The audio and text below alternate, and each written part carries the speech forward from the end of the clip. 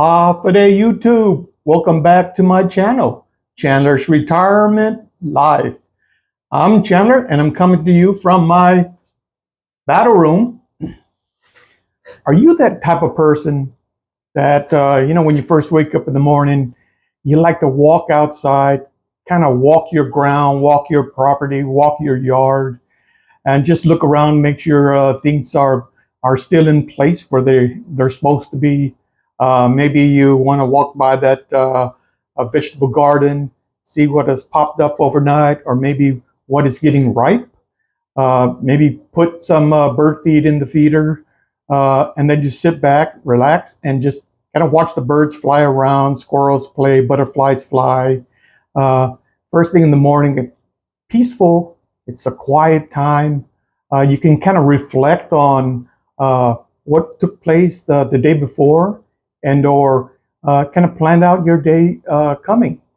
So I like to do that. And the other morning when I was looking around, I noticed that everything is turning green.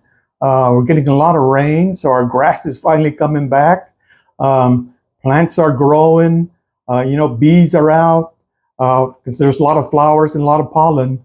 And it made me kind of remind me of an old saying where the grass is always greener on the other side.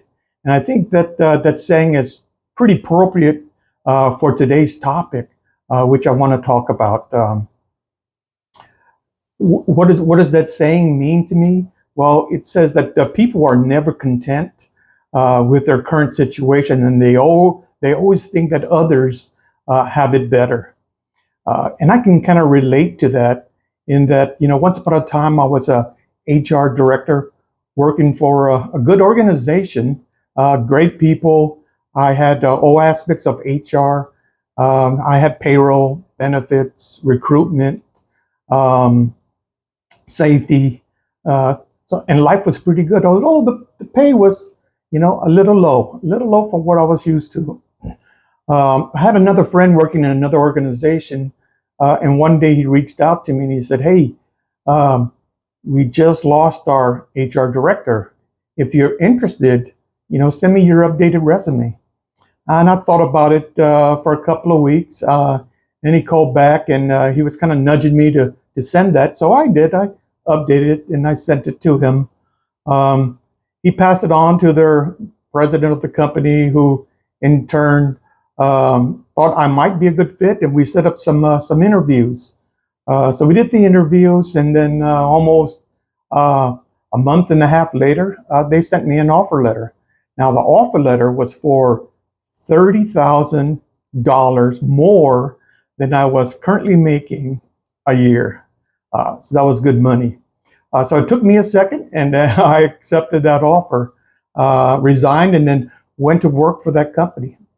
But it would take me only about a month in, and I started to see a whole bunch of red flags. And that began to make me think and regret ever making the decision to resign and move to this company. Although, the friend that I had was saying, "Man, this was the best company in the whole wide world," that kind of thing.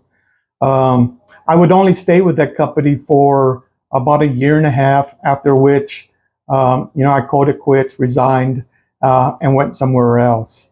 And that's okay. Sometimes those things happen. And so what did I do? Well, took a step back, reassess, reevaluate my situation, determine what I wanted to do, which was obviously continue on working. So it's, brushing off the resume and reaching out to different contacts and finding that next job that I needed. So how does that relate to retirement? Well, I was scrolling through some YouTube videos like I normally do, and I stumbled on this one where the individual said that they had took retirement at 62, began drawing Social Security, and then about a month or 2 months into it, they felt that it was the wrong decision. There again, they thought that grass was greener on the other side. They indicated that a lot of their that their decision to retire at 62 came from influence from YouTube content providers that would indicate that, retiring at 62 and drawing Social Security was the best thing in the world, and life is good and you should do it too. Well, first thing I always say, 2 rules.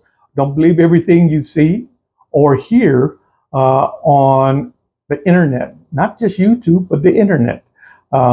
Especially those people that say, hey, send me or they say, I made $1 million, send me $500 and I'll show you how I did it.